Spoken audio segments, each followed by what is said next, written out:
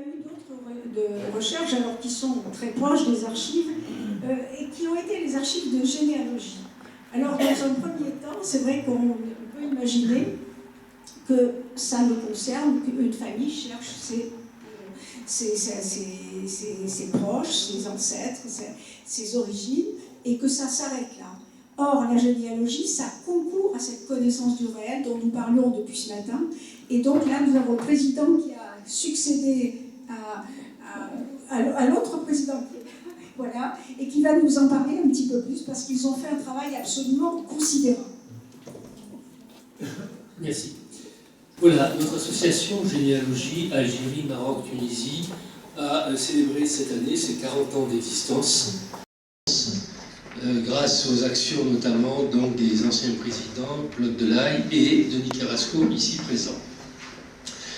Comme dit Evelyne Joyot, nous ne sommes pas limités à aider les personnes qui souhaitent avoir des renseignements à rechercher uniquement les ancêtres, grands-parents, arrière-grands-parents. On va s'arrêter à la 3e génération ensuite, puisqu'ensuite ce sont des conquérants.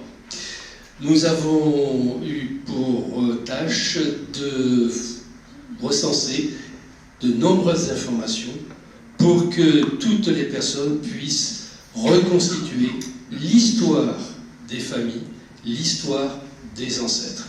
C'est-à-dire non pas seulement date de naissance, date de mariage, voire date de décès, mais également la vie réelle telle que les ancêtres ont vécu là-bas. C'est donc un travail de 40 ans que l'association mène, aussi bien grâce à la collaboration des archives nationales d'outre-mer, les ANOM ici à Aix-en-Provence, que les archives ecclésiastiques qui se situent soit à Tolan, soit à Tolignan, soit à Nîmes, soit à Tarascon. Nous avons des relations multiples avec d'autres associations ou d'autres sources d'informations. Et nous avons une base de données aujourd'hui de près de 4 millions d'informations qui sont à la disposition de tous nos adhérents qui cherchent une quelconque information sur les ancêtres. Alors, je ne vais pas m'arrêter à la formule classique « les Français d'Algérie » parce que je voudrais élargir aux Européens d'Algérie. N'oublions pas qu'il y avait les Espagnols, les Italiens, les Maltais, les Allemands, les Suisses, notamment, qui étaient là-bas. Certains n'ont pas adopté d'ailleurs la nationalité française et sont concernés. Nous travaillons, nous avons une très belle base de données. Par contre, nous rencontrons, au même titre que les autres associations, des difficultés. Des difficultés liées à l'état civil. Vous en faisiez part tout à l'heure. Tout l'état civil des Français d'Algérie, je reprends le terme, est normalement basé à Nantes, au service central de l'état civil, où chacun de vous, ou certains d'entre vous, ont pu obtenir copie d'un acte de naissance. Mais tous les actes d'état civil ne sont pas à Nantes. Figurez-vous qu'il n'y a eu que 3,5 millions d'actes qui ont été enregistrés à Nantes. Il en manque exactement 1,5 million demeurés en Algérie et qui n'ont jamais pu être communiqués à la France, tout au moins. Rétablissons la vérité. Cela fait cette année 50 ans que la France n'a pas pu obtenir la duplication des actes restants en Algérie. 1,5 million d'actes concernant pas moins de 400 communes en Algérie. Certes, pas les plus importantes, mais je pourrais citer quand même Orléansville. Donc, c'est très important et il n'y a pas de possibilité d'obtenir une copie officiellement. Voilà. Donc, on essaie par nous-mêmes de trouver des solutions pour combler ces vides. Voilà notre difficulté aujourd'hui, et c'est, je dois le dire, le cheval de bataille que j'ai repris avec Denis Carrasco et après Denis.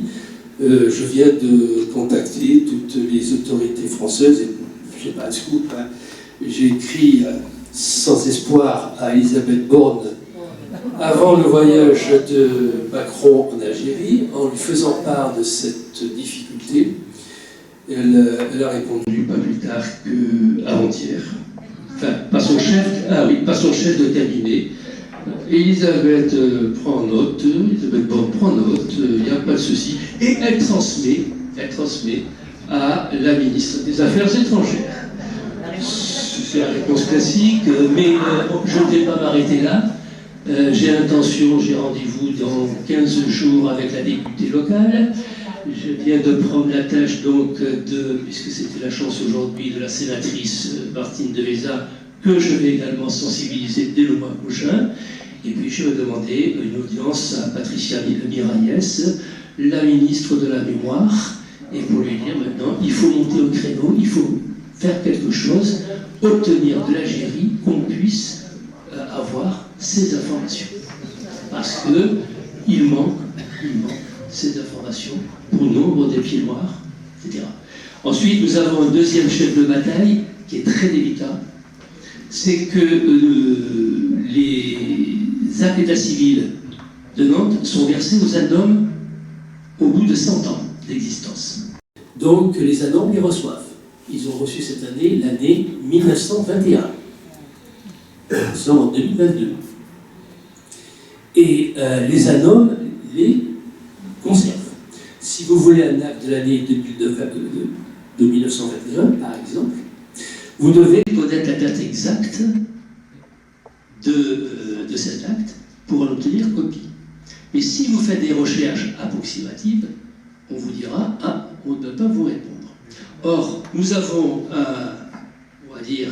un accord avec les ADOM, nous, associations, nous faisons l'indexation de tous les actes, c'est-à-dire que nous permettons justement de retrouver très facilement les dates et donc de retrouver les actes aux ADOM. Seulement, quand je suis arrivé après Denis Carrasco, je me suis quand même interrogé. Il y a une règle des 100 ans. Et les 100 ans, je peux les comprendre pour les actes de naissance. Parce que les mentions marginales, parfois, sont plus récentes. Mais les actes de décès, les derniers actes de décès remontent à 1921. Quand est-ce que seront communiqués les actes de décès de 1960, 61 et 62, quand il n'y aura plus aucun pied noir en France?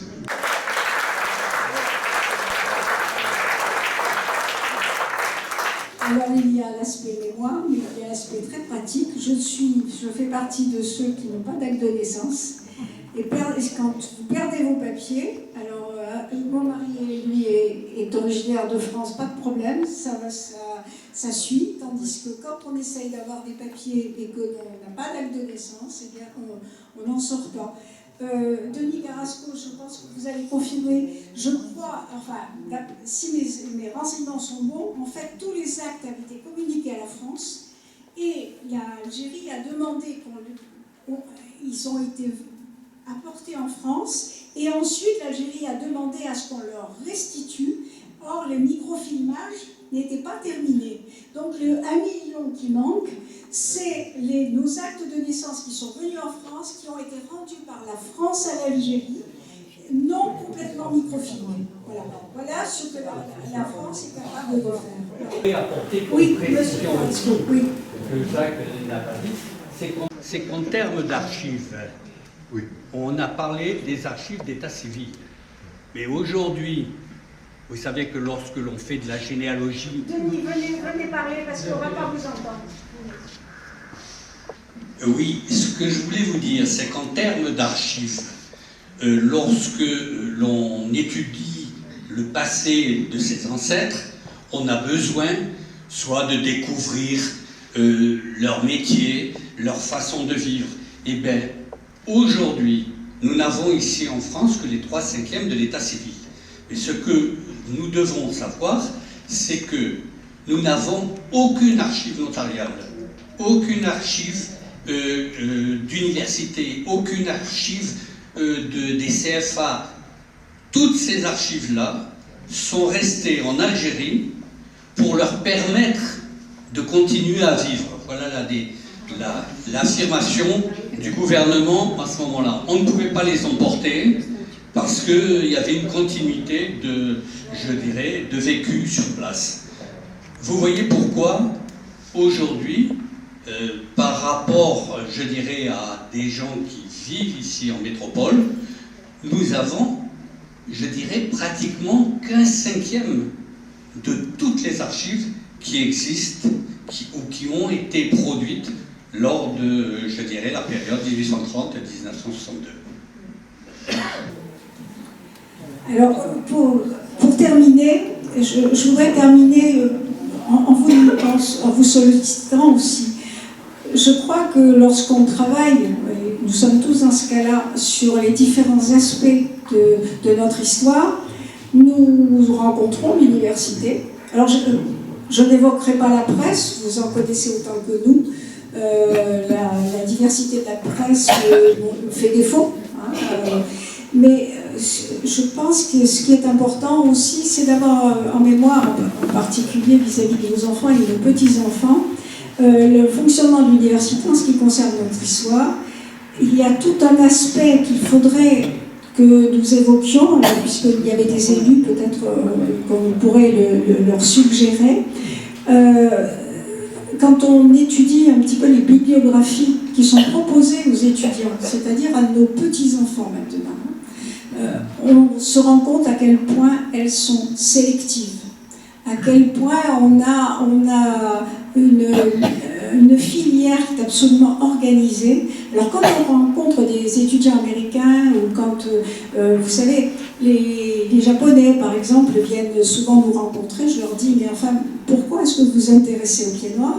Et par Camus, bien sûr, ils lisent Camus, ils lisent Le Premier Homme et là, en parlant avec eux, on prend conscience du fonctionnement de l'université française par rapport aux universités étrangères, puisqu'ils nous disent, mais chez nous, par exemple, quand on fait un diplôme, quand on fait un doctorat, enfin l'équivalent d'un doctorat, nous faisons nos propres bibliographies, nous nous orientons pour trouver nos sources.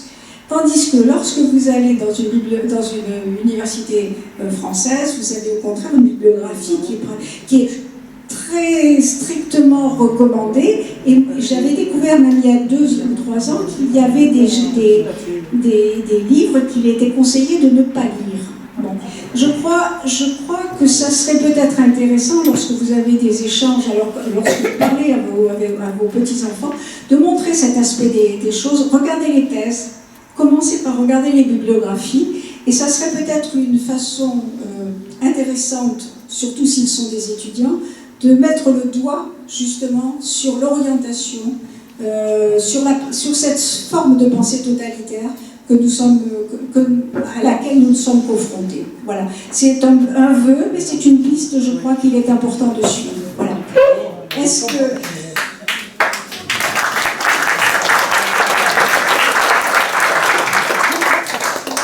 Vous n'êtes pas beaucoup intervenu. Est-ce que vous avez des questions ou des remarques ou des commentaires à faire? Nous sommes au bout de notre table ronde. Nous avons tenu notre horaire. Non? Eh bien, écoutez, alors, nous allons aborder la dernière partie de notre journée avec la projection alors d'un film. Alors, là aussi, nous sommes dans le réel.